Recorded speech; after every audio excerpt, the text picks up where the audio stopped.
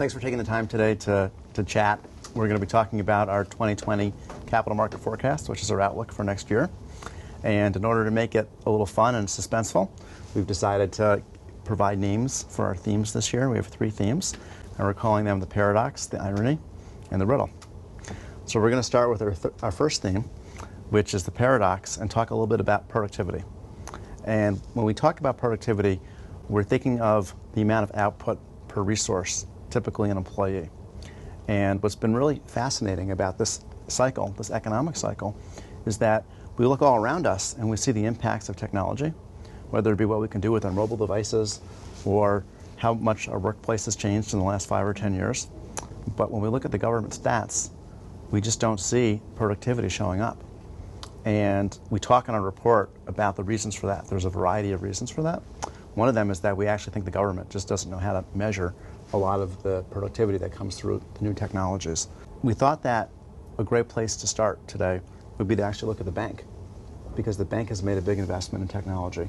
And so Kevin, maybe you could talk a little bit about what the bank is doing with its technology budget and what it's trying to achieve.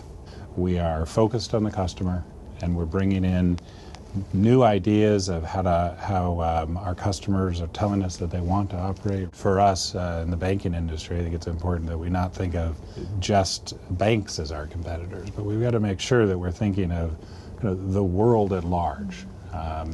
Amazon, Apple, all the different ways that we're interacting with technology, it shows up in a way that it is customer-centric and delivered in real time. Yep. So if we as an institution are not adapting to new cultural norms, then we're going to be behind the 8 ball. Every business model is being disrupted by technological change, right?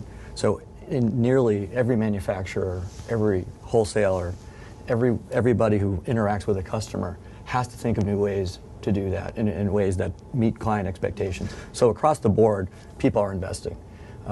People are rethinking the value chain. They're rethinking how they're delivering a product, how they're designing a product, how they're making the product, and how they're delivering the product to the client. But you're not going to see that in productivity numbers as you just talked about in the government, but we feel it and we can touch it, and we deliver some better outputs and interactions with customers, and I think we're seeing the same for our small business customers. So let's move on to our second theme, which is irony. And the irony is that the same forces of technology that are providing these lifts to society are also having a very disruptive impact on the worker. And what we're seeing is that we're having a hollowing out of the labor force, where automation and other impacts of technology are displacing workers, and workers oftentimes don't have the skill set. There's a mismatch between the skill set and the new job. What are you seeing our clients confronting in terms of their businesses? Are they hesitant to fill job openings? Are they having trouble finding the right kind of labor?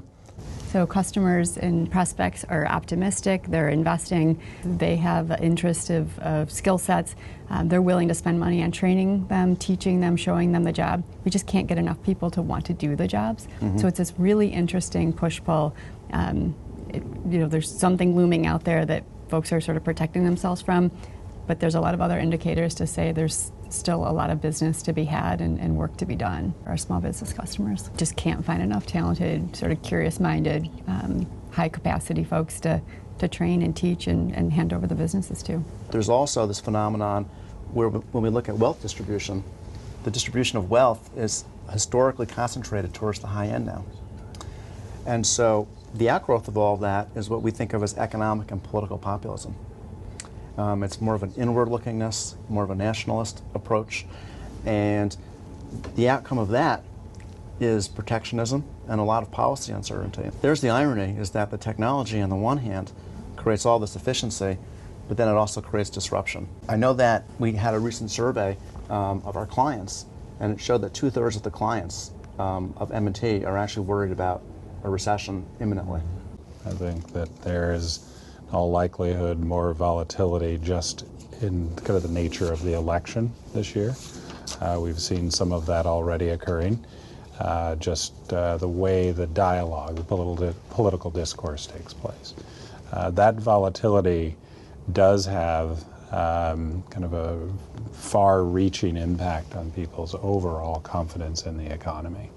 I think when you marry that up with the tariffs and what has happened in the last year, which is, some of it is real, and we're seeing it show up in the actual numbers, but a lot of it is just a lot of noise around the threat of the tariffs.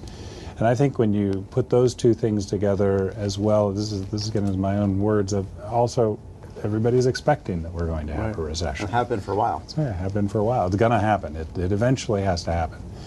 When you add all of that up, I think that there is a growing concern of a slowdown. I'm not sure that I would declare that I believe there's going to be a recession, but clearly there is going to be a slowdown. We're seeing it already. Well, and that leads directly to our third theme, which is the riddle. And the idea is that we have, on the one hand, this technology that's pushing us along at an ever increasing rate, but then we have this headwind of the populism and the policy uncertainty that comes with, for example, the election next year. So how do we negotiate the investment markets, and how do we figure out where the economy is going? We have 3.5% unemployment, so we're not seeing a hollowing out of employment today. We're seeing a bifurcation, I think. Yep. And so you've got, unfortunately, lowly skilled workers who are having a difficult time adapting. This is only going to get worse. As AI comes in, and as robotics come in, and as even more efficient ways of delivering products and services, you're going to see great displacement in jobs over the next 10, 15, or 20 years. It's just, it's so disruptive and it's so pervasive that the rise of populism should be no surprise to anyone, right? The dislocation that's here for many people, and that's coming even more, I think, in a greater way for others, is a real issue that society, not only in the United States, but globally, has to figure out how to deal with. One of the key ingredients, I think, of any long-term solution, which is training and education, which is not something that's really built into the DNA of our system the way perhaps it was generations ago. And that's really where you get, as Gino said, a mismatch between the skills that people have and what's needed as the jobs change so quickly with the advancement of technology. We're very committed to making sure that we provide training, upskilling, in some cases completely shifting directions from how people have spent their careers and what they've been doing. There needs to be a willingness to learn as well as the training on the other side and the commitment.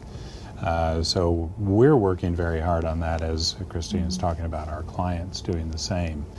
But as Gino pointed out, that is an enormous task, because generally I don't see that we as a country are constructed the way to truly support it, because we tend to not have a long enough view.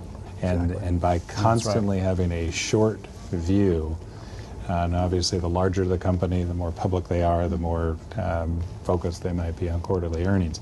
It's very hard to make that commitment to 1 to 2 years down the road where you will see the productivity gain. So that's either an employee upskilling, shifting skill set, or a new person coming into the workforce and really supporting them through that evolution, to be more productive. Well, thanks so much for chatting with me today. I've learned a lot about how the experiences that you have actually corroborate a lot of the things that we talk about in our report, and I think that the audience is going to be very interested to see how those actually sync together.